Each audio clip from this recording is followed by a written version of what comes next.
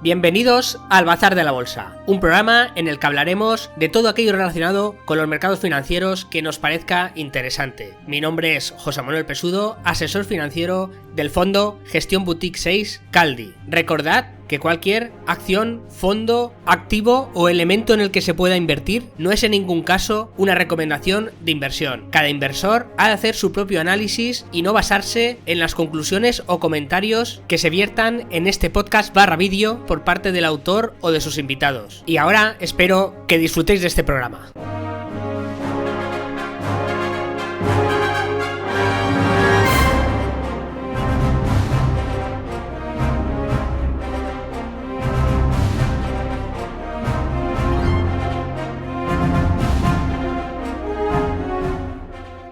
Y hoy tenemos con nosotros a dos emprendedores del mundo financiero, como son Albert Mendoza y Martí Alonso, que son los responsables de llevar adelante el proyecto Análisis de Inversión y conocidos también por su podcast By the Deep, así como por también el canal de YouTube de Albert Mendoza. Bueno, yo llevo escuchándolos desde hace mucho tiempo, creo que aportan mucho valor, que se mojan cuando dan sus opiniones, cuando dan sus valoraciones acerca de las empresas. No tienen miedo a meterse un poco en charcos y bueno, yo les agradezco mucho que hayan venido aquí hoy. A mí me hace ilusión porque ya eran casi como colegas, aunque no los conozco de nada, pero como llevo tanto tiempo, pues al final se hacen como amigos, ¿no? Bienvenidos, Martí y Albert, a este humilde podcast. Hola, gracias José por invitarnos al programa, un placer estar aquí. Lo mismo digo, suscribo las palabras de Albert, es un placer estar aquí. José, gracias por tu introducción y bueno, pues vamos a charlar de lo que queráis y a pasar un buen rato, ¿no? Exactamente, a eso hemos venido. Decir a la audiencia que Martí y Albert, para los que no os conozca, que yo supongo que la mayoría de la audiencia de este programa los conoce, pues sobre todo tiene mucho conocimiento en lo que es el universo de materias primas y también habla bastantes veces de empresas de defensa, ¿no? Con lo cual, vamos, lleváis 2 años que lo habéis clavado los dos sectores, ya habéis años avisándolo y al final, pues las cosas por su propio peso, aunque nadie contaba con lo de Putin, yo no sé si vosotros habéis, habéis empujado un poco para que estas cosas sucedan porque, vamos, os ha ido a vuestra cartera esto fenomenal. Pues sí, la verdad es que nos ha ido bastante bien. El tema de Rusia, la verdad es que no entraba en la ecuación de ninguna de mis tesis, porque la mayoría ya venían de largo, de años gestándose ahí, pues los fundamentales poco a poco, y esto ha sido como un empujón así final que está haciendo que todo repunte un poco, y también pues por la parte de defensa, que eso controla Martí muchísimo, pero muchísimo, también se está viendo que los vientos ahora de cola son mucho mejores que antes. No, que me acabo de dar cuenta y digo, fenomenal, hombre, una guerra fenomenal, no... Yo no lo veo como aprovecharte de una tragedia, que al final eso es lo que es, y sobre todo con las imágenes que estamos viendo que se están publicando últimamente, que están sucediendo cosas realmente muy tristes, pero bueno, nosotros no somos Putin, al final, o sea, nosotros no hemos decidido invadir ningún país, y lo que yo creo que debemos hacer como inversores al final es juzgar la realidad tal y como es, o sea, es cierto que en las tesis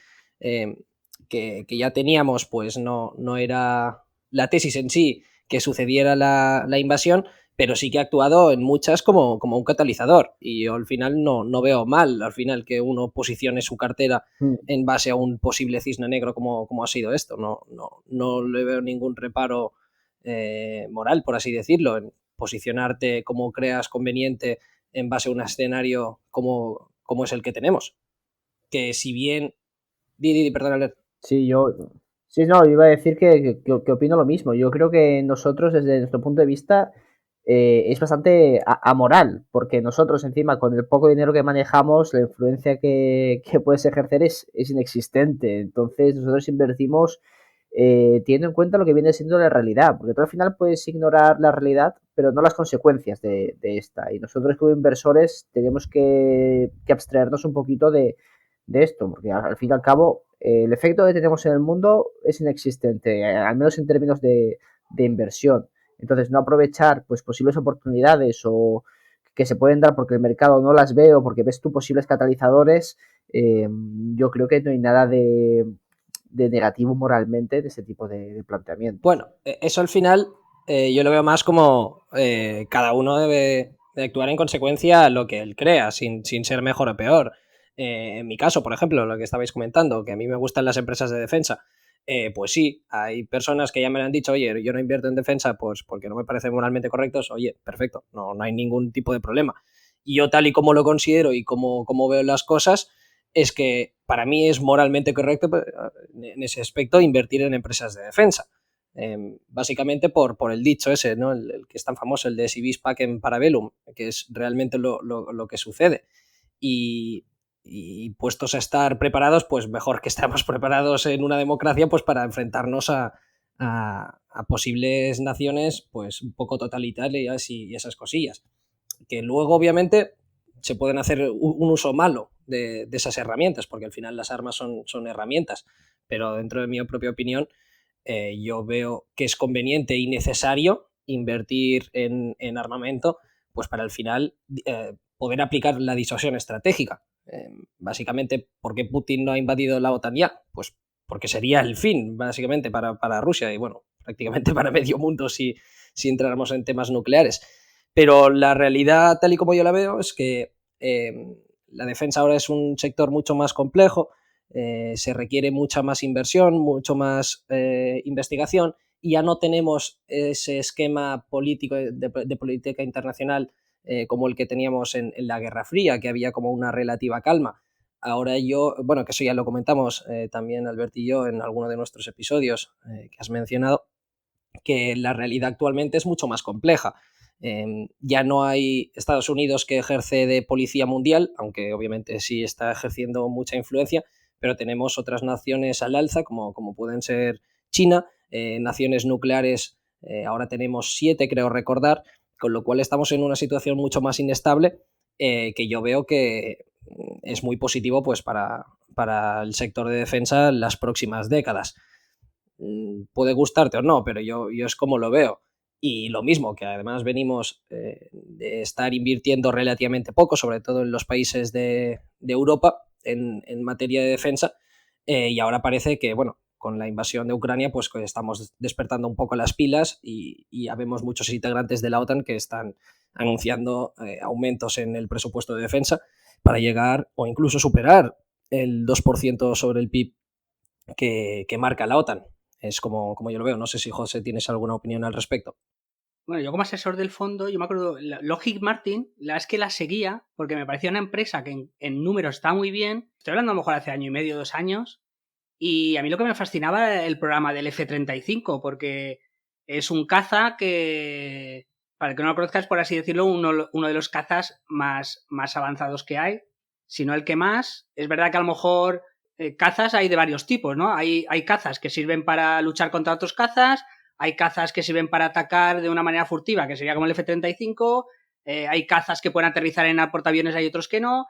Y bueno, el programa del F-35, que es un caza que se empezó a desarrollar a principios de los 2000, ha costado decenas de miles de millones de dólares y es un caza que, en cuanto a guerra, la futura guerra en red, que se dice, es un caza que electrónicamente se llama furtivo, ¿no? Porque es un caza que es capaz de detectar al enemigo antes que el enemigo te detecte a ti. Claro, es una ventaja fundamental y bueno, yo creía que era un programa muy interesante y que si salía bien podía ser espectacular lo de la empresa, ¿no?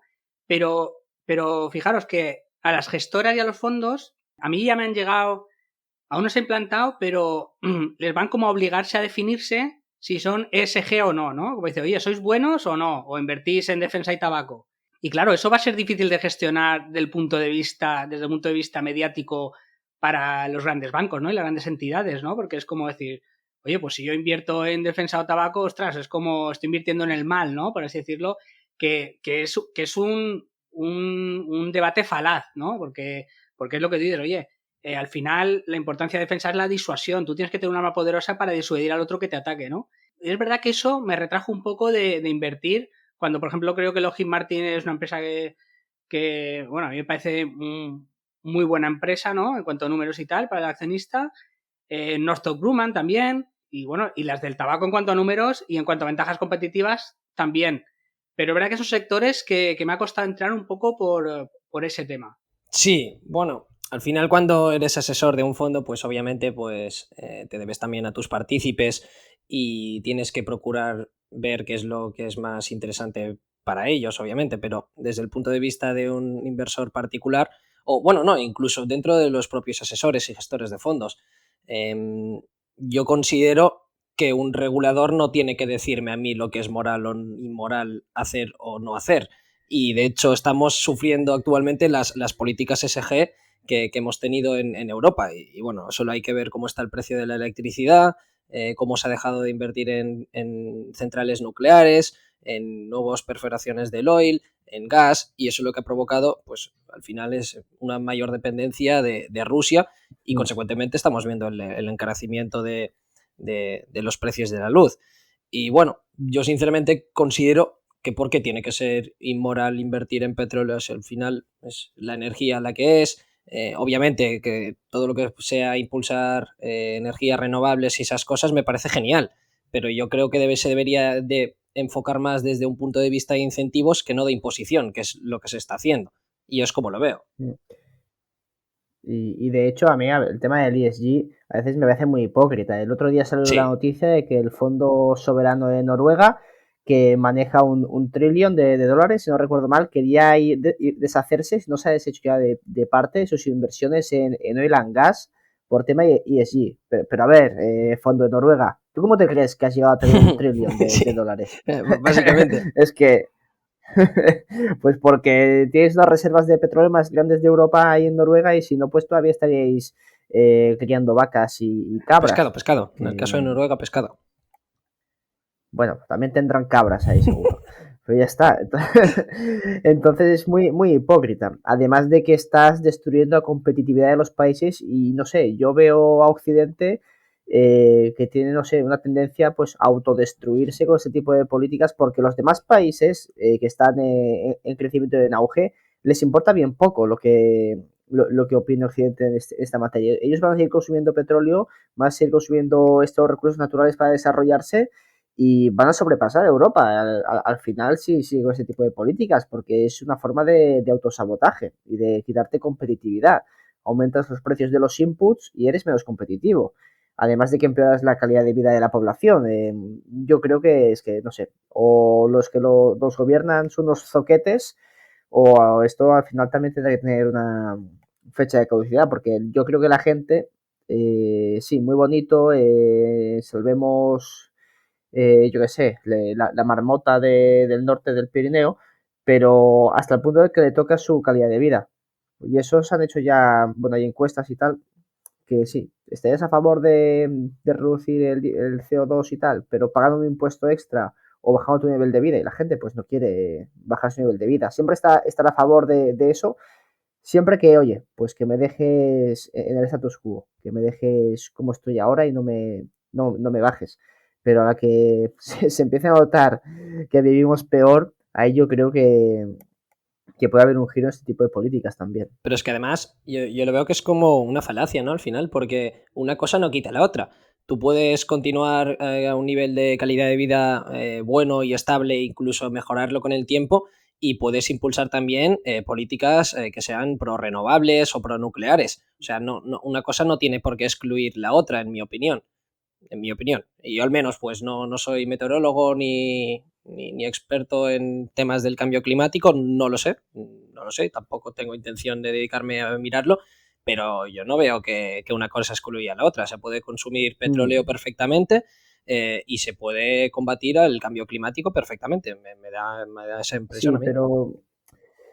pero aquí yo creo también, Martí, que no es solo eso, sino que se han instalado una serie de lobbies que viven de ese tipo de discurso y lo van a seguir propagando para mantener sus privilegios y de lo que viven ellos, pues, gran parte de las ayudas de los estados. Además de que también tiene un carácter, yo creo que electoralista, porque hace que el discurso, pues, digamos, más bonito, a pesar de que a largo plazo, pues, los efectos que puede tener cierto tipo de políticas, pues, sean nefastos, ¿no? Para la población.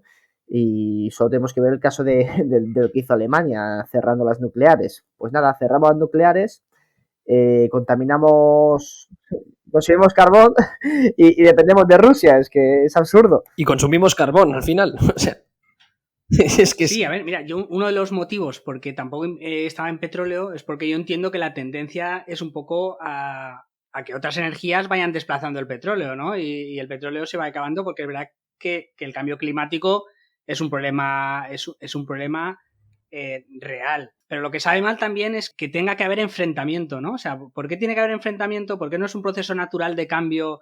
¿No? Porque además es que la energía fotovoltaica pues va a ser más rentable y la eólica más rentable. Ahora mismo tenemos un problema de que no se puede gestionar la red bien, por eso necesitamos gas y petróleo. Y bueno, luego además el petróleo es que al final la energía fósil estamos hablando que es un 90% entre transporte y no es solo electricidad. Entonces, es un cambio que va a costar, pero yo entiendo que al final llegará, ¿no? Lo que me parece mal es que no, es que yo soy de renovables y los que invierten en petróleo pues son el mal, ¿no? Pues eso es lo que me parece mal y trasladado ya en esta sociedad que es el enfrentamiento continuo, ¿no? En los medios de comunicación. Pero bueno, es un poco lo que hay. Solo decir que no estoy de acuerdo en que el petróleo se va a acabar y que es finito al final. En términos económicos eso no es así. La demanda se espera que continúe aumentando y en cuanto a las reservas, pues por la propia ley de ofertas y demanda en términos económicos, si los precios suben porque se están agotando las reservas actuales, pues eso va a incentivar a descubrir nuevos pozos, etcétera, etcétera, o buscar productos sustitutivos, con lo cual no estoy de acuerdo en este punto, pero sí estoy de acuerdo en todo lo demás que has dicho. Y ya está, era solo este inciso, perdona. Sí. No, yo he dicho que se va a acabar el petróleo. No, he dicho, lo que quería decir es que al final la energía renovable va a acabar con el petróleo porque va a ser más rentable obtener la energía de las fuentes renovables y del hidrógeno que del petróleo en sí. Yo esto no sé si será en 10 años o será en 30, eso es lo que no sé. ¿no? Pero si eso pasa, el horizonte temporal yo creo que es por lo menos 20, 30 años largos. Y cuando inviertes en materias primas, no lo tienes que hacer en un horizonte de largo plazo, es utilizando el ciclo y viendo qué momento es ideal para entrar, ver las tendencias si se equivocan, porque, por ejemplo, las predicciones de demanda, pues cada año se tiene que revisar al alza, porque no dan ni una. Y en los próximos años yo creo que la demanda va a seguir creciendo. Eso de que llegamos al peak oil, yo no estoy nada de acuerdo y estamos viendo que los que lo pronosticaban hace años se han equivocado. Y vamos a seguir viendo hombre, el ejemplo perfecto es el fracking, ¿no? Porque se hablaba mucho del peak oil antes del fracking y cuando empezó el fracking decían que el fracking nunca iba a ser rentable a menos que el petróleo estuviera siempre por encima de los 80 y no sé qué. Y claro, al final es que la tecnología avanza y el progreso avanza y bueno, pues Estados Unidos, de hecho hemos tenido suerte en eso, ¿no? Porque gracias a eso a lo mejor somos menos dependientes de Rusia, de Arabia Saudí, etcétera. Y también se metía mucho con el tema de que contaminaba el terreno y tal. Pero bueno, es un recurso que estaba ahí, pero no lo podíamos sacar y de repente por tecnología se ha podido sacar, ¿no? Pues sí, lo que suele pasar. Sí, lo del peak oil. Y bueno, yo me acuerdo que antes de que empezara la crisis económica, Repsol, que tiene un departamento muy bueno en detectar pozos y tal, pues había detectado 2 o 3 muy buenos, pero claro, con la crisis se paró todo esto, pero o sea, petróleo tiene que haber aún bastante por ahí, lo que es que falta descubrirlo y estará en sitios de más difícil acceso, pero también tenemos mejor tecnología para extraerlo, ¿no? Sí, a ver, a largo plazo siempre va a ser... Yo creo que depende de cómo se desarrolla la tecnología, se evoluciona la demanda y las reservas, el precio de producirlo también baja. Pero obviamente los pozos que se descubran más adelante, a no ser que nos vayamos quizá a la Antártida y descubramos ahí unos super pozos o lo que sea, también los costes por otra parte van a subir o se van a mantener estables por esa dificultad de extracción y por otro lado el avance tecnológico. Pero bueno, de momento tenemos lo que tenemos y yo creo que hay que jugar con eso también. Muy bien, nos hemos saltado un poco el guión, pero a mí me gustaría que me explicarais, uno de los dos o los dos, vuestro proyecto de análisis de inversión, ¿no? Un proyecto que habéis lanzado y aquel que le gusten las finanzas o que quiera empezar en las finanzas, ¿qué es lo que puede encontrar en análisis de inversión? ¿Qué valor se aporta? Vale, pues básicamente análisis de inversión, bueno, que eso es ya lo que comentábamos también fuera de micros, ha ido cambiando bastante el proyecto, no voy a explicar toda la historia pues para no enrollarme y voy a procurar ser algo breve hablando de esto, que al final pues estamos aquí para hablar de otros temas, pero básicamente lo que hacemos ahí pues es publicar tesis de inversión de calidad y ahora pues lo que hacemos es que publicamos las de Albert y las mías y también las de otros gestores españoles que van a ir acudiendo a lo largo del tiempo y presentando sus tesis. Y también pues estamos desarrollando pues temas de software pues para ayudar al inversor medio. La más reciente es la de portfolio de inversión, que es nuestra primera spin-off, en que básicamente es un software pues para poder gestionar tu portfolio, tener cartera simulador, sistema de alertas, etcétera, etcétera. De momento está en una fase beta, pero dentro de relativamente poco ya deberíamos de tenerlo listo. Y bueno, pues eso es tan solo el principio y ya vamos a ir continuando desarrollando nuevas funcionalidades si eso es lo que nos piden al final nuestros clientes. Y básicamente es eso. Pero lanzar un software de esos, eso es complicado, ¿no? O sea, es... Sí. Me sorprende, eso no lo hacemos al vertido, pero porque es complicado y además, entre comillas, hay competencia, ¿no? Entonces, ¿por qué habéis visto ese camino? ¿Por qué creéis que puede ser un camino interesante? Buena pregunta. Y sí, es cierto. O sea, es complicado, pero con ganas, ¿eh? Y que nos lo digan a nosotros. Al final nosotros estamos trabajando con Alex y Alphonse, que desde aquí le mando un abrazo a los dos, que son unos auténticos cracks. O sea, han estado haciendo un trabajo brutal. Estoy encantadísimo cómo están yendo las cosas. Y en cuanto a lo de mucha competencia, pues no estoy de acuerdo. O sea, a lo nivel de gestión de portfolio, tal y como nosotros lo queremos desarrollar, pues no tiene para nada competencia. O sea, actualmente pues creemos que es un nicho nuevo. En el sentido, pues bueno, que actualmente todo el mundo que tenía una cartera, pues la tiene o en el broker o en Investing o en Excel mismo, pero hay mucha información que se queda por el camino o muchas oportunidades que se quedan por el camino. Todas esas pequeñas funcionalidades que van añadiendo valor al producto y que es lo que realmente le hacen ser distinto a todos los demás, pues las vamos a ir añadiendo con el tiempo porque eso no es rápido, no es fácil, hay que invertir bastante, tanto en horas como en dinero y bueno, pues poquito a poquito pues vamos a ir creando lo que nosotros queremos crear.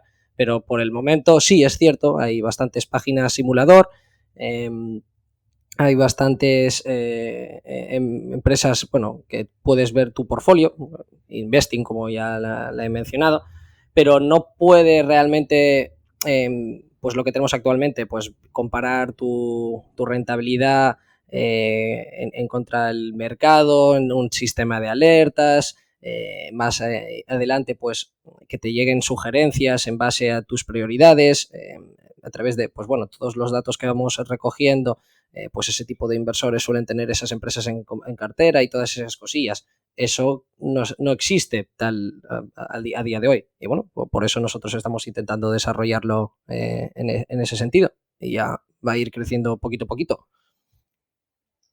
Sí, algo más personalizado, ¿no? Porque, por ejemplo, hay mucha gente que utiliza el Excel, pero claro, el Excel, a lo mejor para mucha gente tampoco es fácil manejarlo, ¿no? No es tan intuitivo en este sentido. O sea, sería, pues sí, como un agregador de datos, pero que te lo puedes un poco customizar, ¿no? Personalizar para ver tu cartera como tú la quieres ver y compararlo con lo que lo quieres comparar, ¿no? Que eso es verdad que muchas veces cuesta. Y también es verdad que en estos agregadores de datos hay como una barbaridad de datos y al final son demasiados, ¿no? Y no lo puedes simplificar como a ti te gustaría, ¿no? Para ver los datos más importantes.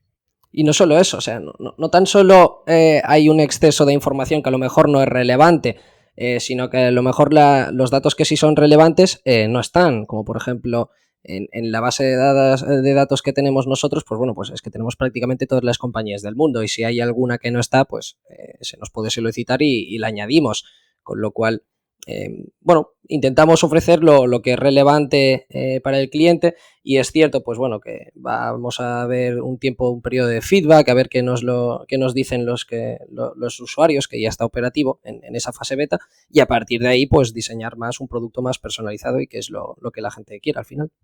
Sí, es muy interesante. Yo es que no iba a pensar en eso porque pienso que tiene que ser como algo carísimo, ¿no? Es gratis. Estos agregadores de datos y dónde sacan los datos por ejemplo, del Nasdaq mismo, vas cogiendo del Nasdaq, de SIX, por ejemplo, aquí en Europa, de las bolsas de valores, ¿o qué? Bueno, todo el tema del API y todas esas cosillas, que es bueno, básicamente lo que es la base de datos y esas cosas, pues esos temas lo llevan Alfon y Alex, que son quienes están desarrollando todo esto, pero los extraen de distintas fuentes al final y lo tenemos ahí pues todo juntito. Y pues como todo esto tiene un coste, pues bueno, al final el cliente lo puede tener a un coste cero. Esa es la intención. Uh-huh. Oye, pues felicidades porque es un curro enorme, ¿no? Y bueno, es muy interesante. Entonces, análisis de inversión, lo que entiendo es que hay tesis de inversión analizadas por gente que le dedica mucho tiempo y donde, bueno, pues la gente puede acudir ahí y leerse una tesis que al final es entender por qué tienes que invertir en una empresa o no y además vais a ir aportando servicios. Sí, Cuando sí. empezasteis, yo me acuerdo que yo no sé si lo escuché a vosotros, pero era como, queríais montar como un Seeking Alpha, ¿no? No sé decir en español, pero bueno, aquí en España, en Europa, o como queráis decir. Sí, así es. Pero eso al final no comprobamos que no era demasiada buena idea, porque el TAM en España pues es relativamente pequeño y los analistas que realmente te pueden hacer tesis que sean buenas de verdad y que por tanto sean diferenciadas, son relativamente pocos. Y claro, si tú quieres tesis gratuitas o una cosa así, pues hay algunas que están muy bien y que las puedes encontrar relativamente fácil, muchos Substack, de tuiteros conocidos, etcétera, etcétera, pero realmente lo que yo creo que es el valor añadido es pues las tesis que nosotros presentamos o las que nos van a presentar los gestores, que al final es así que puedo asegurar que sean todas de una calidad por la que merece pagar y no consumir gratuitamente. Muy bien, bueno, pues todo aquel que quiera conocer buenas tesis de gente que ha invertido mucho tiempo y gente que le apasiona este tema y bueno, gente con ciertas capacidades con sentido analítico, ¿no? Para analizar estas empresas, bueno, pues que sepa que está ahí análisis de inversión que llevan Albert Mendoza y Martí Alonso. Bien, vamos a cambiar de tema y bueno, un poco de actualidad. ¿Cómo veis la actualidad y en concreto el conflicto de Ucrania? ¿Cómo veis que va a afectar a las bolsas? ¿Estáis optimistas? ¿Creéis que hay que tener mucho en liquidez por lo que pueda pasar? ¿Creéis que se acabará pronto? ¿Creéis que se acabará tarde? ¿Cómo lo veis? El que quiera que empiece. Vale, pues empiezo yo ahora, Martí, comentando Dale. un poquito lo que opino y luego te paso el turno. Antes, hacer un pequeño apunte sobre lo que hemos hablado anteriormente y es que Navi, en análisis de inversión, hay tesis abiertas de forma gratuita, entonces que si queréis echar un vistazo y leer alguna tesis que os podéis pasar y están abiertas para que las leáis y os informéis de las empresas, ¿de acuerdo?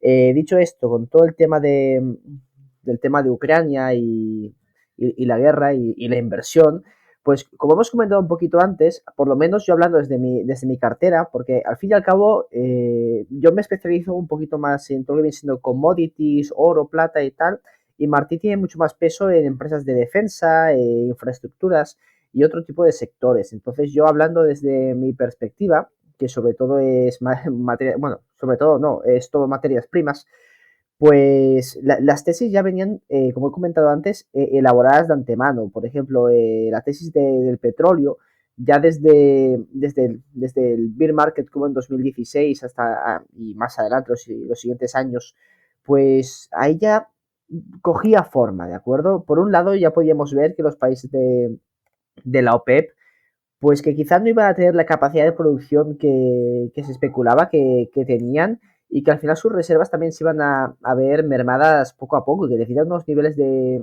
unos precios altos para mantener pues bueno esos estados que mantienen gracias al petróleo y que sobre todo la oferta en lo que viene siendo el mundo occidental había venido por parte del shale oil, que la inversión del sector estaba muy baja y que estos ciclos pues de precios bajos no habían incentivado a que haya más inversión en este sector. Por otro lado, pues teníamos también que la narrativa era súper negativa, de que el petróleo pues llega a su fin. Un ejemplo muy claro son los comentarios que pone a veces Cathy Wood en Twitter, de que el petróleo se va a ir a 9 el barril, sobre todo cuando llegó a precios negativos durante el COVID de 2020 y ahora se ha comido sus palabras. Y que la demanda, pues bueno, no iba a crecer e iba a disminuir. En cambio, la realidad era completamente diferente. Veíamos que la demanda seguía creciendo, los países en desarrollo donde la mayoría de la población del mundo se concentra, que es sudeste asiático, China, India, todo lo que viene siendo Asia y también pues África, la tendencia es a consumir más petróleo a medida que cada vez sube el nivel de vida y el PIB per cápita. Entonces, hay un punto entre los 10.000 y los 20.000 dólares por cápita donde este consumo se dispara, porque a partir de ese nivel de renta, pues uno puede permitirse pues un coche, viajar más, etcétera, y consumir más productos derivados del petróleo. Entonces ahí se dispara, y eso se observa muy bien en Corea del Norte. En Corea del Sur, perdón, ese tipo de tendencias. Entonces, yo por un lado veía esta discrepancia entre la realidad y la narrativa y ya pues me posicioné en el sector del petróleo.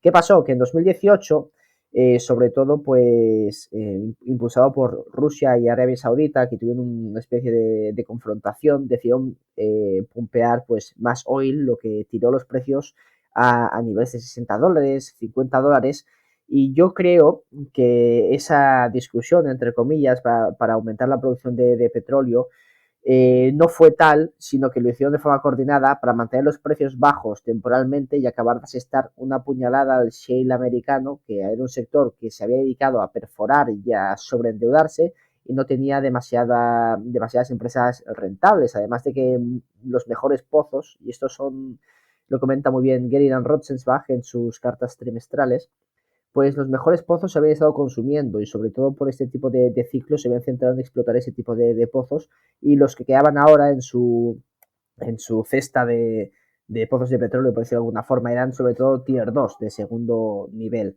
Entonces yo creo que lo hicieron para acabar un poquito con este tipo de industria y así tener los precios altos sostenidos durante más tiempo. Lo que no se esperaban era el tema del COVID, que mandó todavía los precios pues 2 años después por debajo aún más. Y entonces hemos tenido una dilapidación de la oferta, donde la inversión ha sido súper baja esta última década y la demanda ha seguido creciendo. Entonces, ahora con todo lo de Ucrania, pues se ve un impulso en el sentido de que la oferta por parte de Rusia, que es de los mayores productores del mundo de petróleo, pues puede verse afectada. Y sobre todo en Europa y tal, con las restricciones, pues puede verse este tipo de problemas. Entonces, la tesis del petróleo ya venía mucho de antes y yo ya pronosticaba, entre comillas, que de cara al verano íbamos a ver el petróleo por encima de los $100 con facilidad. Y bueno, pues los hemos visto pues muchísimo antes de que venga la sesión fuerte de consumo, que es en 3-4 meses. Entonces, pues bueno, yo creo que aquí a verano todavía queda recorrido y esto ha sido un pequeño catalizador, un pequeño gran catalizador. Otro tipo de tesis, pues es que la industria se ha sincronizado un poquito el tema de ciclos de inversión, y entonces, pues bueno, veíamos algo bastante similar. Poca inversión en ciertas materias primas, sobre todo la energía ha sido de los más beneficiosos beneficiados en este sentido, de esta dinámica, y la demanda que sigue creciendo. Entonces, pues bueno, ha ido bastante bien en ese sentido, y las tesis, pues bueno, estaban ahí mucho antes de que pasase esto de Rusia. Y bueno, con el tema del oro pues, y la plata, si quieres lo podemos hablar más adelante, pero llevan planos unos cuantos meses, aunque al fin y al cabo este tipo de conflictos pues puede beneficiarlos también. Y bueno, más o menos es esto un poquito lo que pienso. El tema de resolución, pues no sé, yo no pensaba que la resistencia ucraniana pues iba a aguantar tanto el asalto de los rusos, pero la verdad es que ha sorprendido bastante a todo el mundo. Entonces yo no sé muy bien cómo se va a resolver esto ni cuándo. Martí tiene más idea de este tipo de cosas, así que Martí, te Pero cedo un ya la momento, palabra y me callo. por enlazar temas, ¿Sí? has contado ahora el por qué el petróleo puede seguir a unos precios altos y el por qué ha subido, ¿no? Y al final todo se resume un poco en oferta-demanda, ¿no? Pero ¿qué porcentaje le das a que se cumpla lo que dice Cathy Bush, ¿no? Que dice que se va a ir a $12 o a $8 el barril, desde el punto de vista de decir, a ver, van a haber energías renovables y hidrógeno que, bueno, por sentido común es más barato. ¿Por qué? ¿No? Pues bueno, porque no has de ir al mar, taladrar el mar, meterlo en un barco, llevarlo a una refinería XXX, ¿no? En teoría es más barato el viento y el sol, que son gratis. Y ahora mismo a lo mejor estamos en el momento alto del ciclo. ¿Por qué? Porque el COVID ha pasado que se han roto ciertas cadenas, que no ha habido inversión, como has comentado. Entonces hay poca oferta y la demanda está estable y subiendo, ¿no? Porque el petróleo, aunque parezca lo contrario, está subiendo la demanda. Entonces esto está produciendo unos precios muy altos. Además, el conflicto de Ucrania. Pero claro, también puede ir dando que poco a poco, con estos precios altos, haya más incentivos a que cada vez adoptemos más energías renovables, hidrógeno, etcétera. Y no solo eso, sino al final, más que las energías renovables que tapen el petróleo, muchas veces lo que lo hace bajar es la eficiencia, ¿no? Si antes un coche te consumía 10 litros por cada 100 kilómetros, ahora te consume 5. Ostras, eso es la mitad de consumo. Una bombilla del comedor antes eran 60 vatios y ahora mismo entre 6 y 10 vatios tienes una LED, ¿no? Que te hace la misma luz. Entonces, claro, el progreso hace esa eficiencia y tal. Podría ser que ahora las tornas se cambiaran y que estuviéramos ahora en el momento alto de ciclo, ¿no? ¿Qué piensas de eso? ¿Crees que estamos en el momento alto de ciclo? ¿Qué probabilidades le das a lo que dice Cathy Wood se cumpla? Pues yo creo que no estamos todavía en el momento alto del ciclo, lo que sí que nos estamos acercando. Obviamente no es lo mismo invertir ahora que invertir cuando el petróleo estaba a $50, pero es que la inversión ha sido tan baja en la industria. Pensemos que ahora mismo con los precios a más de $100 la inversión es la mitad, de hecho menos de la mitad de lo que era en 2014 cuando el petróleo también estaba por encima de $90 el barril. Esto lo comenté en el informe semanal de la semana pasada, que en 2014 la inversión de las 100 mayores compañías de Estados Unidos rondaba los 230 billion aproximadamente. Ahora están por debajo de los 100 billion y el tema de la inversión no se soluciona de la noche a la mañana. Estos precios, para que tengan un efecto en aumentar la oferta, pues han de verse prolongados en el tiempo, porque no tiene ningún sentido. Además, muchas de las compañías, sobre todo vamos a hablar de las americanas, que se habían dedicado a invertir un montón de cantidad de dinero a base de deuda en Estados Unidos para producir a base del shale oil, ahora están viendo que hay una disciplina de capital mucho mayor. O sea, se está buscando retribuir al accionista más que perforar y producir. O sea, la disciplina de producción ahora mismo es muchísimo mayor. Que el petróleo se vaya a niveles por debajo de los $20, lo veo, es que le asigno básicamente 0% de posibilidad. Es que no lo concibo porque no le veo mucho sentido y la verdad, si esto hace cambiar un poquito lo que vienen siendo las dinámicas de la producción energética, pues yo creo que puede ser a más largo plazo. Además de que también estamos viendo y vamos a ver encarecimiento del precio de producción de las renovables, porque todo lo que viene siendo la producción de los metales y las materias primas que se utilizan para construir ese tipo de generadores eléctricos, véase placas solares, los modelos eólicos, etcétera, pues también van a aumentar su precio, porque el petróleo ahora mismo es la sangre de lo que viene siendo la economía mundial. Y que si el coche eléctrico pues puede sustituir este tipo de demanda, yo no lo tengo tan claro. De hecho, se estima, no sé, no me acuerdo qué años eran, pero para 2050 creo que en Estados Unidos todavía se calcula que el vehículo predominante sea el de combustión interna. Además de que si el precio sigue subiendo el petróleo, claro, podemos tirar de argumento de va a haber destrucción de demanda, lo que va a hacer que esta baje por el precio y al final el precio pues baje.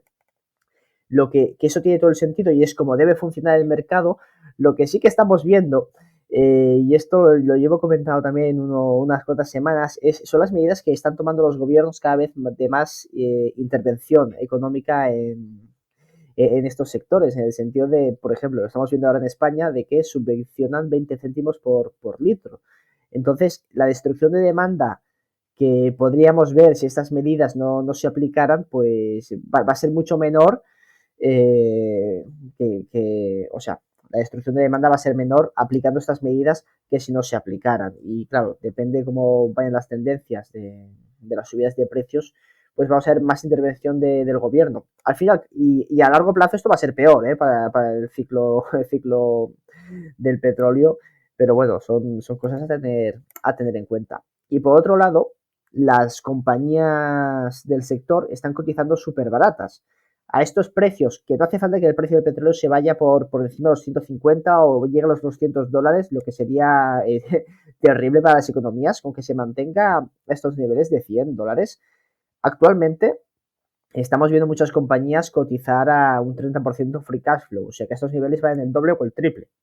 Entonces tiene todo el sentido invertir todavía ahora en este sector. Y teniendo en cuenta que ahora de cara al verano es la parte del año donde más consumo hay, viendo que los gobiernos están dando ayudas a que no se frene este consumo de carburante, etcétera, creo que es un momento interesante para invertir. Como digo, no es lo mismo invertir ahora que invertir cuando estaba a 50 hace un año. Pero yo creo que sigue siendo un buen momento. Eso sí, hay que ir con cuidado y hay que seleccionar mejor las empresas donde invertimos. Pero todavía creo que hay oportunidad. Muy bien, muy interesante. Y bueno, Martí, ¿qué piensas del conflicto de Ucrania? ¿Tú cómo lo ves? ¿Crees que cómo es que va el desarrollo? Ya que estás en empresas de defensa, por así decirlo. Esta tarde leía que el portavoz ruso ha dicho que preveían que en pocos días se acabaría la operación especial, ¿no? Vete a saber si es un engaño de los rusos, ¿no? Que están ahí ahora preparándose a muerte para hacer el ataque en el este y coger todo el territorio que puedan, ¿no? Nunca se sabe. ¿Cómo lo ves tú? Pues es una pregunta muy interesante y compleja al mismo tiempo. En primer lugar, que conste en acta que yo de empresas de defensa me las he perdido todas, menos tengo tan solo AMO, pero a nivel de posicionamiento antes y después de la guerra, pues de las tochas Lockheed Martin, Northrop, General Dynamics, Huntington, todas esas que las conozco y todo eso, no tengo ninguna. Me he posicionado de un modo distinto y ya luego si queréis lo podemos comentar. Pero a nivel de el conflicto militar y qué es lo que se va a suceder, si se va a terminar pronto o no, pues yo la verdad es que lo cojo todo con muchas pinzas. En primer lugar, ¿por qué? Porque si bien eso que decías, Albert, que se está lavando la resistencia ucraniana y que están dando muchísima más guerra de la que todo el mundo se pensaba que iban a dar, sí, es cierto. O sea, el movimiento tanto de la población como internacional, tanto las ayudas que hemos dado la Unión Europea y Estados Unidos, que nadie se pensaba que realmente iban a ofrecer ese tipo de ayuda e iban a ser tan activos en todo esto.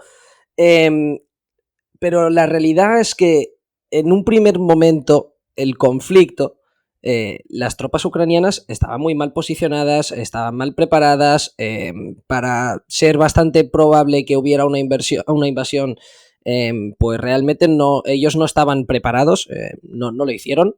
Se llamó la reserva, creo que 2 días antes de la invasión, cuando ya meses que se estaba viendo lo que se podía cocer ahí. Pero realmente, o sea, es eso. Si Ucrania sigue en pie, no es porque Ucrania lo haya hecho muy bien en un principio, ahora sí, pero es que es porque los rusos lo hicieron fatal, pero muy, muy, muy, muy mal. O sea, nadie se pensaba realmente ese tipo de hasta qué punto de ineficiente es el ejército ruso. Porque si tú miras las cosas a nivel de cifras, pues ves que tienen como 4 veces toda la fuerza aérea ucraniana y aún así siguen sin dominar el espacio aéreo. Las unidades rusas estaban avanzando en columnas desprotegidas, sin coordinación, no sabían dónde iban, logísticamente, que eso es lo que les ha puteado más, ha sido un completo fracaso.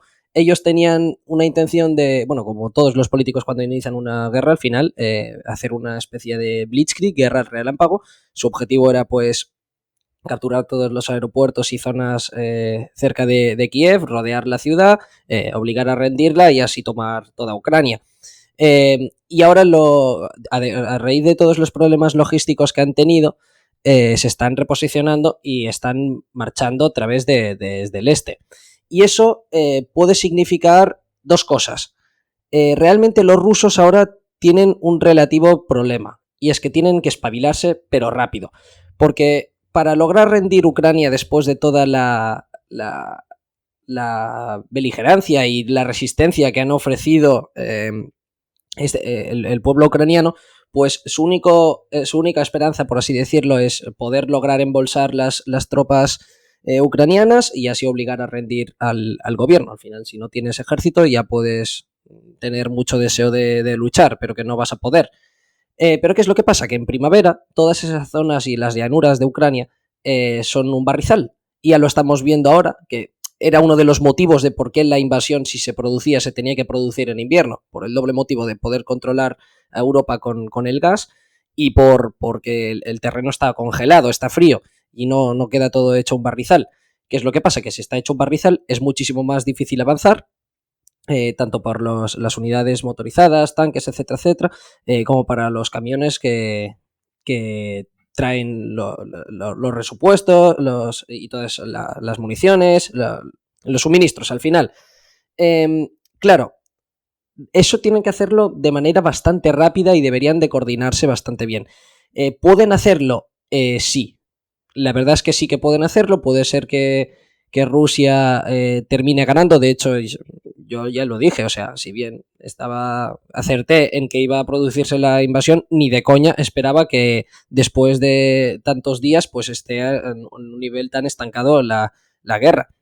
Para que os hagáis una idea, Rusia ha sufrido más bajas estos meses en Ucrania que la OTAN y Estados Unidos en Afganistán en 20 años. O sea, es una barbaridad el nivel de costes que están teniendo. Estamos viendo cómo ya les está costando a niveles logísticos reemplazar todos los camiones que lo llevan en furgonetas civiles con las zetas pintadas, que están usando incluso armas que se usaban en la Segunda Guerra Mundial, que han lanzado bastantes misiles de crucero, pero que aún parece que no se sabe exactamente si es que están tirando la chatarra o aún tienen mucha munición para dar. Pero ¿qué es lo que pasa? Que dependiendo de qué punto esté la guerra, o sea, o es una derrota muy clara para Putin y que por tanto, bueno, que le sea imposible continuar con la guerra, o es probable que la guerra se alargue, porque al final Putin tiene que justificar, ¿no? A su pueblo diciendo, bueno, pues ha terminado la operación especial en Ucrania, que es como ellos lo pintan, pero bueno. Y más ahora que después de las sanciones y todo esto, pues parece que, según dicen las encuestas, que pueden estar manipulados o alguna cosa así, yo eso ya no entro y ya no lo entiendo, pero parece que están bastante cabreados con todos los pueblos occidentales y que están apoyando la guerra. Eso es lo que parece, obviamente. ¿Qué es lo que pasa? Que claro, con la población que ahora parece que está empezando a dar soporte a la invasión de Rusia en Ucrania, queriendo continuar, Putin necesita una excusa para poder plantear a su pueblo, sí, hemos ganado, han triunfado, los objetivos de la operación especial se han cumplido. Y pues para ello deberían de firmar algún tratado de paz.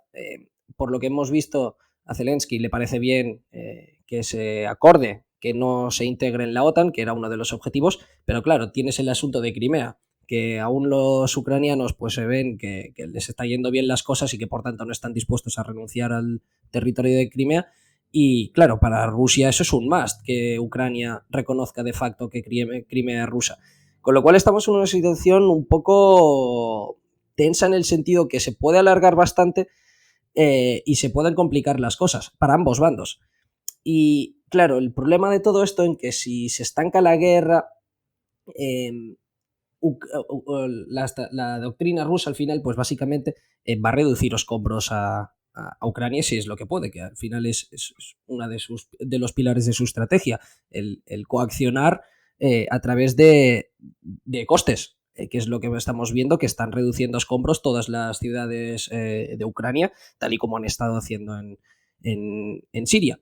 Por lo que, claro, puedes aquí llegar a forzar un poco a Ucrania a querer firmar la paz por imposición de costes, en que le sea imposible pues luego levantarse económicamente de todo esto destrozo de material y en pérdidas de vidas humanas. La verdad es que es una situación bastante complicada. Realmente hay mucha incertidumbre en ese aspecto y todo dependerá de cómo les vaya ese nuevo empuje a los rusos desde el este. Sí, la verdad es que estoy contigo, ¿no? Es casi imposible, bueno, casi imposible no, es imposible saber lo que puede pasar porque, entre comillas, el éxito ucraniano, claro, deriva en que dices, Putin tiene que justificar ante sus ciudadanos que todo este destrozo y toda esta muerte ha servido para algo, pero claro, Ucrania también, y más ahora que está ganando, decir, ¿por qué voy ahora a regalar cosas ahora que estoy como entre comillas ganando, ¿no? Sí, así Claro, es. y el problema es que el ejército ruso puede acabar derrotado, pero Rusia sigue teniendo mucha capacidad de destrucción, ¿no? Entonces, claro, puede enquistarse o puede haber una resistencia por parte de Rusia, pues como estaba en el Donbass, ¿no? Infiltrando terroristas, apoyando a las milicias separatistas de allí y, bueno, puede ser un que no se acabe nunca, ¿no? Y bueno, sí, está complicado. Sí. Entonces, Y desde aquí... con este panorama, bueno, si no se quiere decir algo más. No, bueno, tan solo añadir que es básicamente que Rusia, si al final logra, o sea, si tú miras lo que ha hecho anteriormente, en la guerra de Georgia, Chechenia, ahora con Crimea, Rusia al final, a nivel militar, pues siempre ha sufrido pérdidas muy graves y se ve que su ejército pues no está preparado pues para enfrentarse a Estados Unidos ni de lejos, pero los objetivos políticos que habían de fondo desde estas guerras sí los logró tanto en Chechenia como en Siria como en Georgia. Puede ser que viéramos algo parecido en ese aspecto en Ucrania, no lo sé, pero puede ser que a nivel militar, obviamente, pues no es el triunfo que se esperaba Putin e incluso puede ser que Ucrania termine ganando la guerra, pero también quedará la otra incógnita de ese nivel político, quién va a salir con la victoria. Sí, es verdad que claro, Grozny era una ciudad, ¿no? Y Georgia, y son como más pequeñas y a lo mejor centrándote en 2 o 3 ciudades ya podías dominar, entre comillas, el país. Pero claro, Ucrania es mucho más grande, ciudades mucho más grandes y además, como hace frontera con países de la OTAN que le están suministrando dinero y equipamiento y, bueno, y ayuda humanitaria, que es como todo el rato de darle oxígeno a Ucrania, ¿no? Entonces, claro, es una situación mucho más complicada que la que puede ser Grozny o, bueno, que puede ser Chechenia o puede ser Georgia. Sí. La verdad es que sí, es un tema muy Así es. complicado porque, claro, Rusia no puede perder esta guerra, Ucrania tampoco puede regalar las cosas y bueno, la verdad es que es complicado. ¿Qué habéis hecho? ¿Habéis hecho algún movimiento en concreto o no? Porque como vuestra cartera está bastante centrada en materias primas, en petróleo y sectores que, entre comillas, les ha beneficiado el conflicto, no habéis movido, al revés, habéis aguantado, habéis comprado más. ¿Qué habéis hecho en general? Yo básicamente he mantenido mis posiciones, lo que sí he comprado ha sido un poquito más de productores de gas en Europa y recientemente he ampliado un poquito Quistos, sí, he comprado Quistos, básicamente. Y que siempre había tenido el punto de mira y al final no me había decidido entrar y he dicho, va, si se ponen tontos con las sanciones, voy a comprar un poquito de gas por aquí. Y bueno, he entrado recientemente otra vez en uranio. Bueno, ya estaba en uranio desde hace meses, ¿eh? Lo que he ampliado un poquito más. Digo, a ver si le ponen una sanción a Rusia con el tema del uranio o las utilities se dan cuenta de que vamos a ver si conseguimos otras fuentes también de este combustible y si se impulsa un poquito más el bull market que ya está viviendo el uranio, porque ya está por encima de los $60, o sea, le está yendo bastante bien. Y he entrado otra vez en Global Atomic, que de hecho publiqué un análisis en analisisdeinversión.com hace ya no sé si 2 años o 1 año y medio largo, y desde entonces he hecho más de un por 10. La verdad es que me ha ido genial esa empresa y ahora yo creo que da una oportunidad interesante si las cosas siguen yendo bien en ese sector. Así que he puesto un poquito el pie ahí, pero nada, mantengo todo lo demás. Tengo un montón de oro, plata, así que si se lía y por ahí pues tampoco tengo mucho problema. Y yo al menos sí que he movido la cartera, principalmente lo he hecho a través de 3 empresas, una ha funcionado de maravilla y las otras 2 no, pero bueno, yo creo que van a funcionar ambas. Todas las 3 ya las tenía miradas anteriormente, con lo cual eso pues, bueno, me permitió al final, ¿no?, poder actuar a consecuencia sobre lo que iba a pasar. La primera compra que hice, pues con un peso más importante del que le iba a asignar si no, es PureCycle, que también, como ha dicho Albert, pues bueno, tengo un análisis publicada, tengo la tesis publicada en ADI. Y bueno, básicamente PureCycle es una empresa, bueno, es una doble empresa, porque por un lado tienen el negocio inmobiliario en el que desarrollan Master Plans Communities en Denver, en Colorado, y por otra parte tienen una utility de agua. Y son negocios que parecen posible, pero realmente tienen unas sinergias brutales y se complementan ambos mutuamente.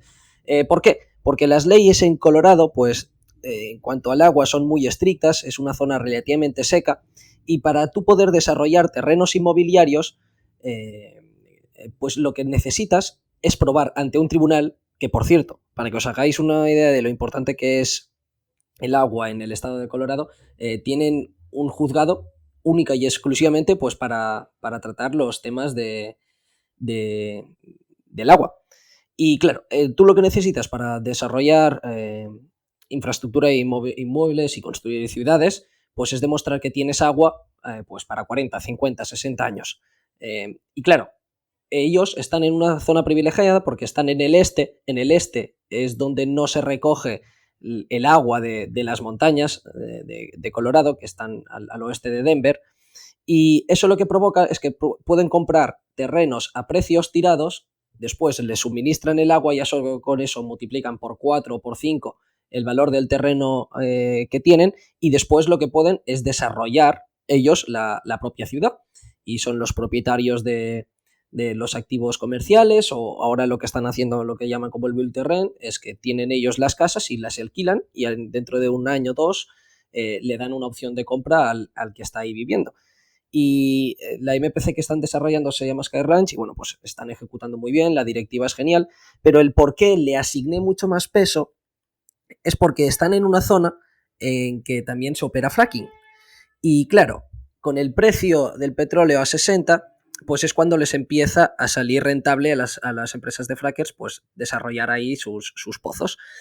Y hemos visto dos movimientos muy interesantes ahí.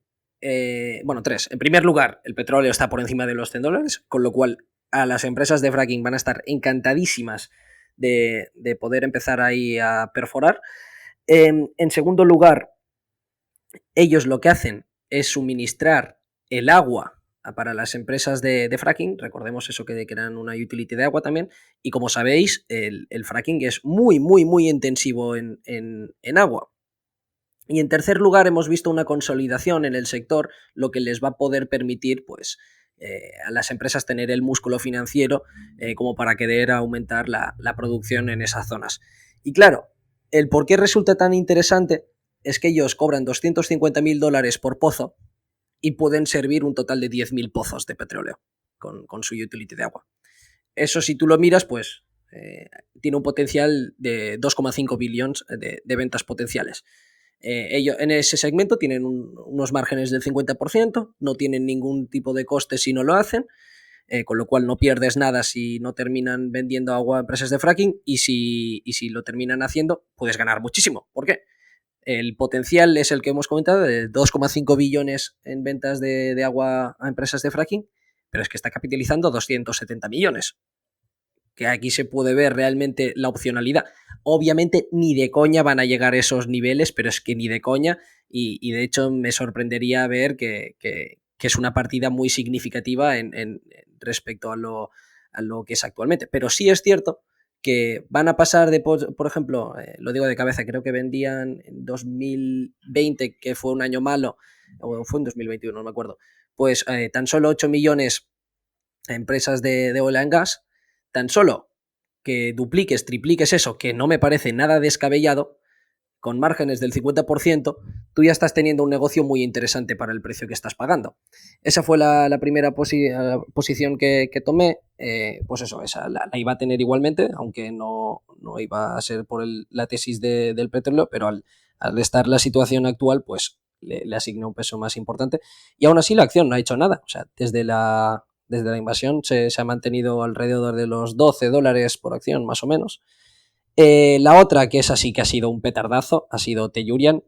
Creo que ha sido el por dos más rápido seguramente que he hecho nunca. No lo sé. Tendría que comprobarlo, pero ha sido una auténtica pasada. Claro, y aquí la tesis sí que era obvia. Tú miras qué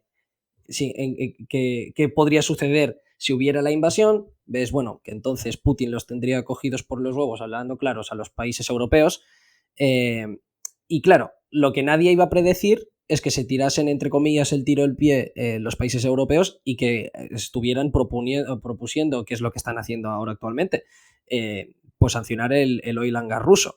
Después sale Putin diciendo que solo vas a poder comprar el gas ruso si es en rublos o en oro. Alemania ya ha dicho que eso no está dispuesta a hacerlo. ¿Cuál es la única solución viable que más o menos puedas llevar a cabo en un periodo relativamente corto, entre muchas comillas? Pues obviamente el LNG. ¿Y cuál es el modo que a mí me parece más interesante de jugar el LNG? Pues básicamente con Tellurian. Bueno, Tellurian no. Las terminales de licuefacción y de exportación de LNG. ¿Por qué digo eso? Porque el precio del LNG no es globalizado, no es como el petróleo que tienes, bueno, tienes el Brent y el crude y prácticamente todo el mundo usa esto. Ahí es mucho más regional y depende mucho de la infraestructura que tenga desarrollada cada zona geográfica, pues para tener un precio. Y lo que hacen las terminales de Estados Unidos al final es un poco jugar con el arbitraje y discrepancia de precios. Ellos lo que tienen es el Henry Hub, que les suministra pues todo el gas a bajo coste a raíz del shale, y luego lo transportan en barquitos y lo venden a Europa o Asia a precios de 14 o más. Ahora estamos viendo que están a niveles de 30, una cosa así. Con lo cual era una situación perfecta. ¿Y por qué Tellurian? Porque claro, es la situación, es YOLO, es una situación YOLO, es un por 10 o un 0. Y claro, estaban pendientes de lograr la financiación y yo creo que debido a la situación actual, pues les va a ser muchísimo más fácil a los bancos pues confiar en financiar el proyecto de Driftwood, que es el que lleva Tellurian. Pero claro, o sea, la compré, conocía la tesis, si tú te miras las presentaciones dices, joder, tiene sentido, bajos costes, bien, directiva con una reputación increíble. De hecho, Souki, que es el presidente ejecutivo de Tellurian, pues es el padre fundador del LNG americano, por así decirlo.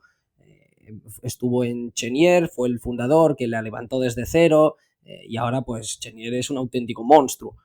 Pero claro, después te vas viendo cosillas, vas viendo que van haciendo cosas raras, que no contabilizan las cosas como realmente son, cómo te van cambiando los modelos de negocio, cómo van mintiéndote realmente, con lo cual por eso ahora he vendido casi toda la mayoría de mi posición. Me queda muy poquito ya en Tellurian, recojo ganancias, yo más que contento. Creo que las compré las primeras 2,4 o 2,6, no me acuerdo exactamente muy bien, pero bueno, alrededor de eso. Ahora está alrededor de 6, por así decirlo, más o menos, con lo cual ya es una buena rentabilidad. Y sigo manteniendo unas pocas, pese a que no me termina de convencer nada, pero nada, lo que estoy viendo, por si logran el FID, que es la Final Investment Decision, que según han dicho, bueno, llevan diciéndolo desde 2018, pero bueno, según han dicho, pues debería de ser este abril. Y según Souki, que hay que tomarlo con muchas pinzas porque es un mentiroso como nadie, pues es la cosa más fácil que va a hacer al final, financiar ese proyecto. Veremos. Yo sigo manteniendo unas pocas por la opcionalidad de si logran el FID. Pero si no fuera por eso, le habría vendido todo, incluso abrir cortos. O sea, es que me parece bastante salvaje lo que están yendo. Y he cambiado la opinión porque pasé de ser muy, muy optimista en Tellurian, porque claro, tú haces tu modelo sencillito, bueno, los números, y dices, joder, realmente tiene sentido, estos tíos van a ganar un montón de pasta. Y claro, es solo cuando rascas de verdad, cuando empiezas a hacer un análisis muy, muy exhaustivo, que te empiezas a dar cuenta de esas cosas. Y dicho esto, pues claro, en Twitter o yo personalmente conozco inversores a los que respeto muchísimo, que son muy bullish con Tellurian, con lo cual puedo estar equivocado. En breve voy a publicar la tesis de Tellurian en análisis de inversión y vamos a ver pues tanto la parte buena como la parte mala, a ver en qué queda. Y la tercera empresa que compré a raíz de la invasión, que no me ha servido para nada, es Amo Inc., Pou, esa ya la hemos comentado algunas veces. Es una empresa que básicamente fabrica munición, con lo cual dices, bueno, guerra. En las guerras la munición pues se multiplica una barbaridad, creo, no sé dónde lo es. He intentado buscar el gráfico y aún no lo he encontrado, pero vi por ahí que en la guerra de Irak la munición que se consumía pues se multiplicó por 8, una cosa así, en tan solo un par de años, una barbaridad así, o sea, es muchísimo. Y claro, dices, joder, empresas como Olin, que es de Winchester y que son el mayor fabricante de munición, pues van a ganar un montón de pasta. Problema, que claro, el zinc, el níquel, que son materiales que también se usan para fabricar municiones, se están disparando, con lo cual no sabemos hasta qué punto van a poder transmitir los precios al consumidor. Y si hay alguna empresa de munición que puede transmitir ese aumento de precios, yo creo que es AMO. Al final es una munición de nicho, por así decirlo, y que tiene altas implicaciones militares. Tiene balas lumínicas no incendiarias, como podrían ser las trazadoras, que eso, pues bueno, es una auténtica barbaridad. Y bueno, pues si ya venían de un short supply, es una empresa que crece a triple dígito, ahora en verano va a multiplicar por 3 su capacidad de producción, pues además está a precios bastante decentes.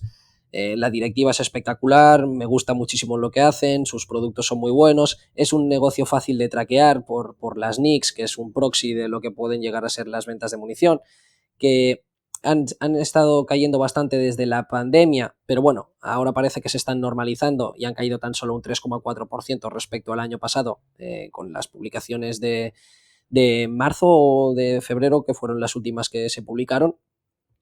Pero bueno, es una gran empresa.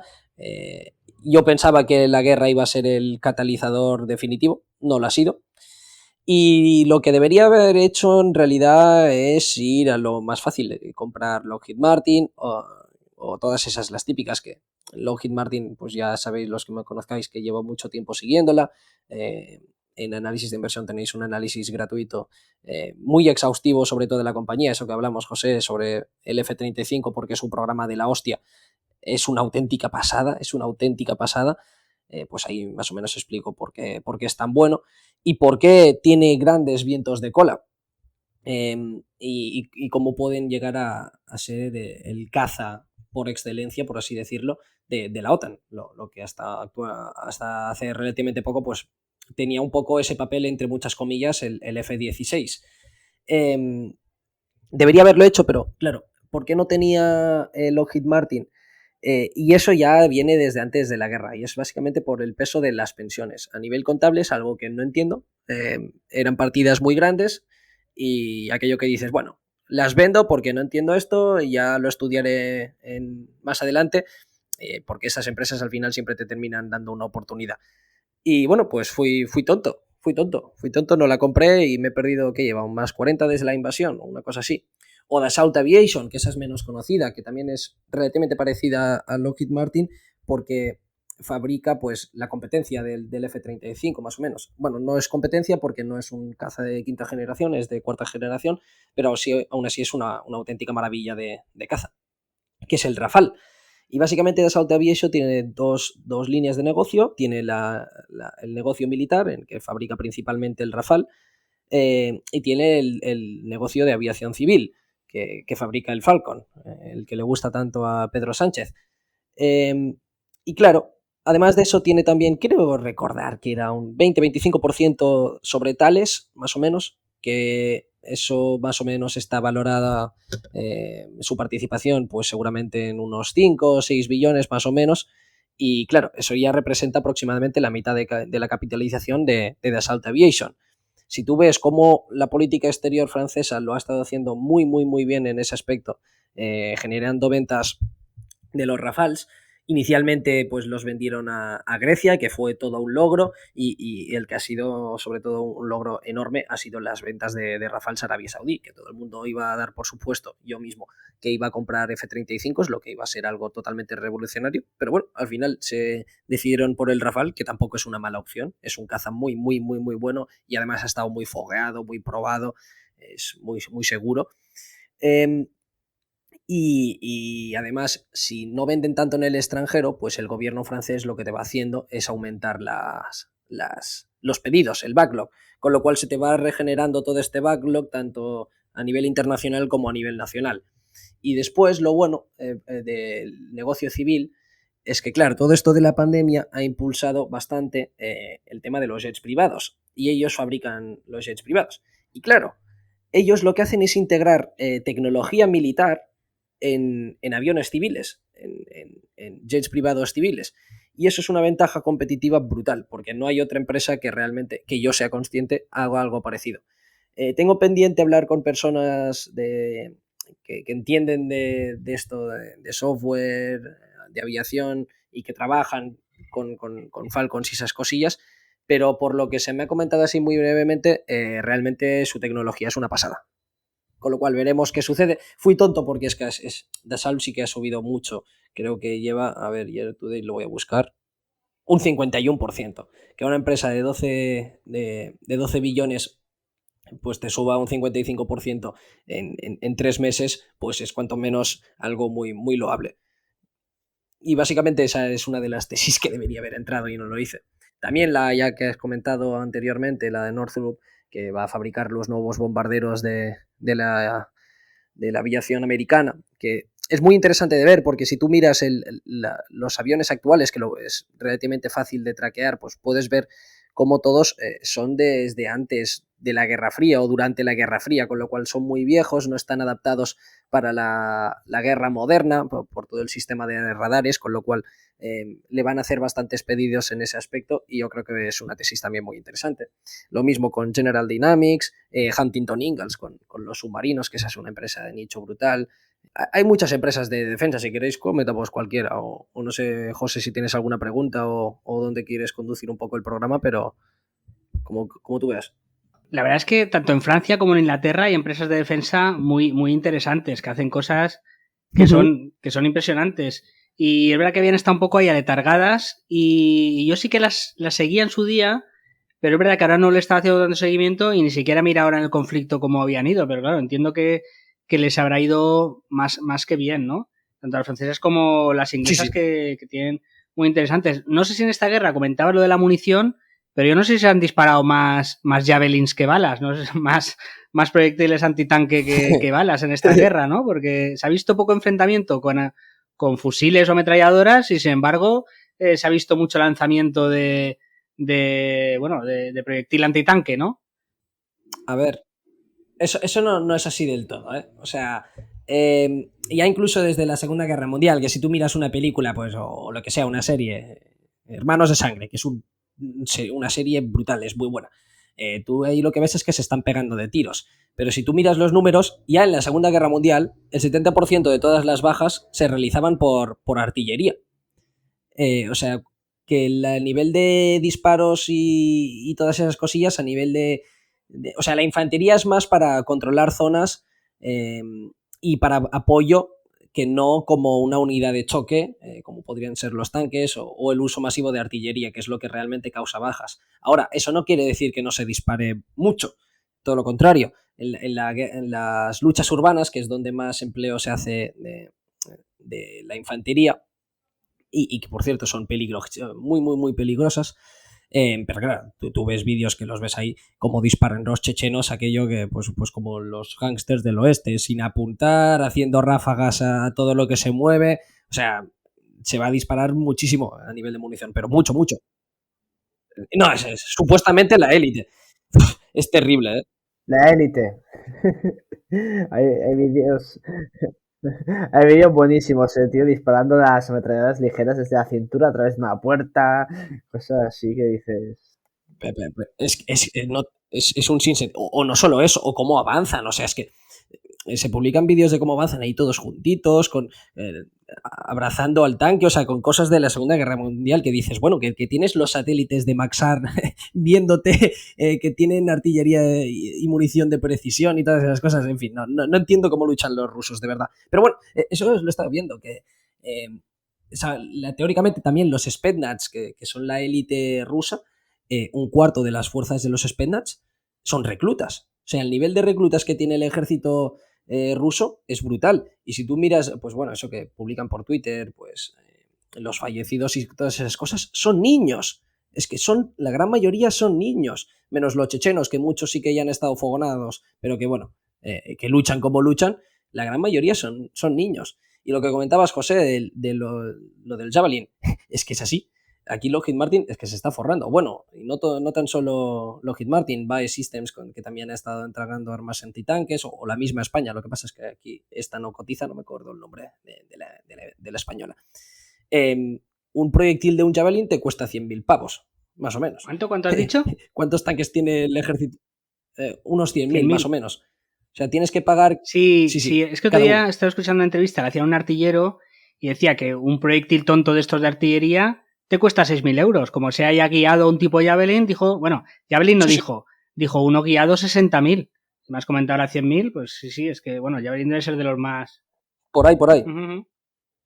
A ver, depende también, porque claro, lo del Javelin, a ver, sí, es más caro que los demás. O sea, dentro de todo el suministro que sean los Panzer, yo que sé, 1000, eso, los alemanes, los NLWA, bueno, no sé si digo las siglas correctamente ahora sin leerlo. Cuando lo leo se me queda, pero cuando lo digo no. Que son lo de los británicos, los antitanques que también hemos enviado nosotros, que son muchísimo más baratos todos los demás, pero claro, es que un Javelin es munición guiada, si el objetivo está en movimiento, pues te aseguras de darle, y más que nada es que hace papilla todo lo que se mueve. Sí que hemos visto algunos proyectiles de estos antitanque, pues como depende de dónde des y de la distancia en la que dispare, sobre todo, pues a lo mejor no termina de destruir el carro, pero es que un Javelin... Solo tienes que ver algún vídeo por internet de lo que te hace. O sea, es que te lo destruye todo.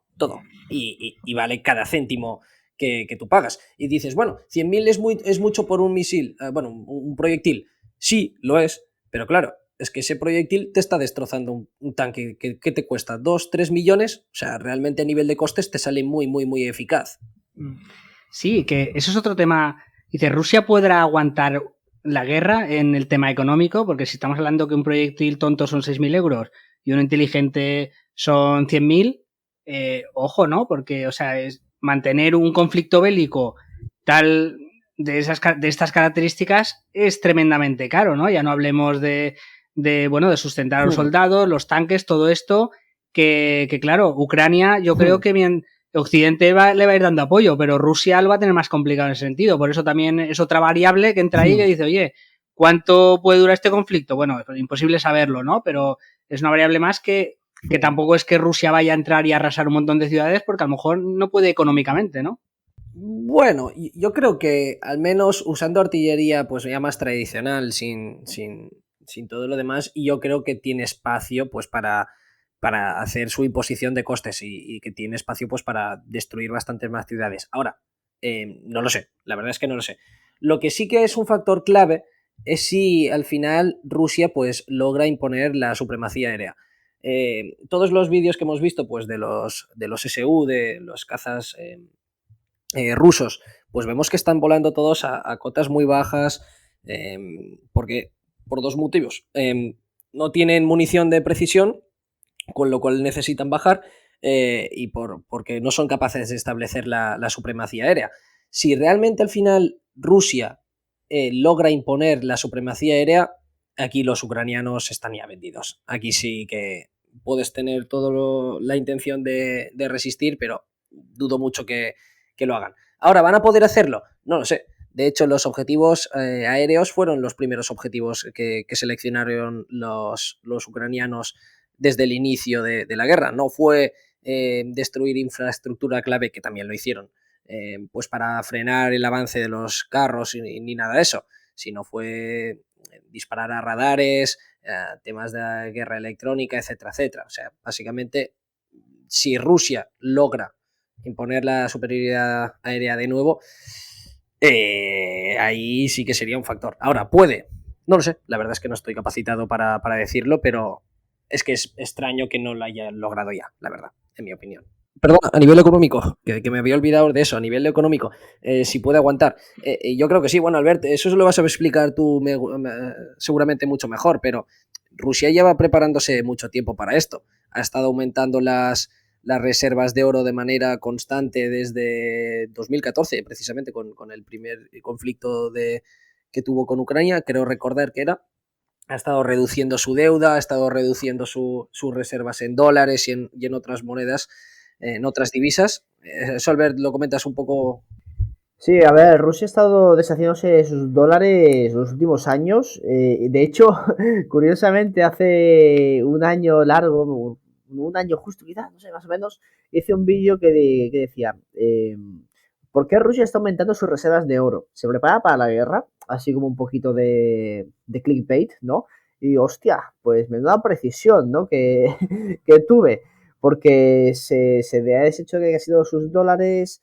Aumentó sus reservas de oro. De hecho, la deuda de Rusia es el 20% aproximadamente, si no recuerdo mal. O sea, tiene las cuentas muy saneadas. Y sobre todo el arma que juega Rusia para aguantar económicamente son sus exportaciones de oil and gas a Europa. Por eso la mayoría de sanciones que hemos estado viendo ha sido mucho a nivel de movimiento de divisas, pero no a las compras de gas y bueno, hidrocarburos rusos, porque sería el fin de Europa. Y ahora la baza que lanzó Rusia, que no sé al final cómo está yendo, algunos países han aceptado, otros parece que están ahí, es que, oye, pues ahora me vais a comprar el gas y el petróleo me lo pagáis en rublos, si no, pues no os lo vendo. Claro, ¿qué opciones hay? Aquí Europa ha dicho, oye, pues es incumplimiento del contrato y tal, sí, ya, pero si no me pagas como yo te quiero, te vas a morir de frío. Al fin y al cabo, Rusia lo ha hecho bastante bien a generar en Occidente esa dependencia de sus exportaciones, ¿no? Para este tipo de conflictos. Yo no creo que económicamente no pueda aguantar. Sí es cierto que el país, por lo que escucho, está sufriendo bastante, se están viendo alzas de precios bastante significativas. El rublo, sobre todo al principio, sufrió bastante, pero si no recuerdo mal, ahora está a niveles Se ha recuperado ya, ¿eh? bastante similares, ¿no? Hasta Sí, por a eso. niveles antes de la guerra, o sea, sí, está Sí, igual. sí. O sea que claro, parece que ese tipo de sanciones al final, parece que el efecto que tiene en Rusia no va a ser tanto como esperado. O sea, la sanción fuerte que se puede hacer a Rusia es cortar las compras de gas y de petróleo por parte de Europa. Pero yo no creo que, no sé, ahora han pasado unas sanciones con el tema del carbón y tal, pero es que actualmente es pegarte un tiro en el pie.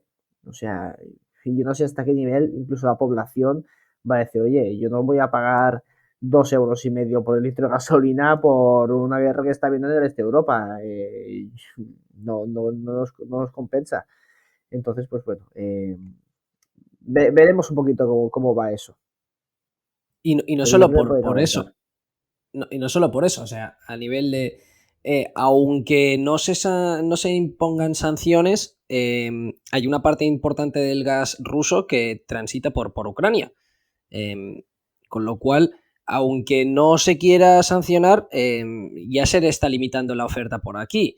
O lo que estamos viendo con el precio del trigo, que el trigo creo que es que Rusia y Ucrania son los mayores exportadores de trigo, así Sí, como de sí, otras sí. muchas materias primas. O sea, y eso que los han quitado del sistema del SWIFT y todo eso, puede que tengan dificultades pues para dar todos esos materiales aunque ellos lo deseen. No sé, es mi opinión, que aunque no quieran que la cosa se agrave más, la cosa yo creo que va a estar un poco fea, pues, pero para todo el mundo, no tan solo para Rusia, sino también para Europa, sobre todo. ¿Qué es eso? Que se publicó el otro día, creo que Alemania tenía reservas de gas por tan solo 40 días o una barbaridad así, que dices, joder, la cosa está grave, grave. Lo bueno es que ahora parece que, como viene el calor, pues no se va a necesitar tanto gas, pero aún así se van a necesitar de renovar todos esos inventarios y empezar a almacenar gas para el invierno que viene. No sé, Sí, pero ahora viene veremos. el consumo de petróleo, que es cuando viene ahora. Sí, sí, sí, sí. Sí, la verdad es Sí, que sí. es muy interesante, ¿no? Y como al final son todos vasos comunicantes y es muy difícil predecir hacia dónde se van a mover un poco las cosas, ¿no? El tema del rublo, justo veía un vídeo de En la calle que, bueno, tuvisteis en vuestro programa y explicaba un poco que era artificial, ¿no? Que el Estado un poco estaba obligando a las empresas a comprar, operar en rublos, pero si tú veías, por ejemplo, en grupos en Telegram que se intercambiaban dólares y divisas, el rublo pues había caído un 50 o un 60%, ¿no? Dice que era un peligro para las empresas rusas que les obligaban a operar en rublos, a comprar a lo mejor deuda en rublos y tal, para mantener artificialmente, y eso les hacía poco competitivas, ¿no? Y en el largo plazo pues pueden acabar quebrando. Pero bueno, la verdad es que gigantes como Gazprom, etcétera, pues bueno, supongo que tienen bastante aguante y más teniendo, pues bueno, vendiendo a China, India, etcétera, ¿no? Sí, al final esto va a cambiar, yo creo, un poquito los flujos, ¿no?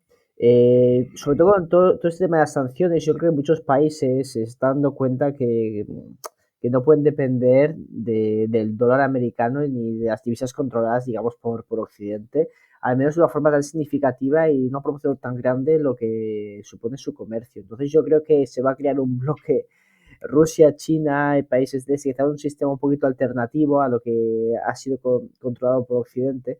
Y esto, bueno, va a tener sus efectos. De hecho, ya estamos viendo como China y varios países están negociando con Arabia, ¿no? Comprar el petróleo pues en la moneda local, dejar el dólar un poquito de lado. Y esto puede hacer peligrar la supremacía de Estados Unidos a nivel global.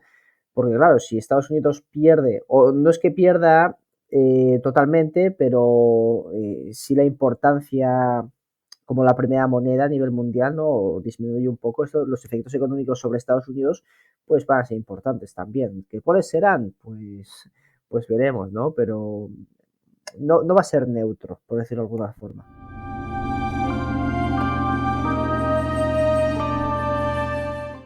Hasta aquí la primera parte de la conversación con Martí Alonso y Albert Mendoza, en la que hemos analizado el conflicto de Ucrania y sus consecuencias en el mercado.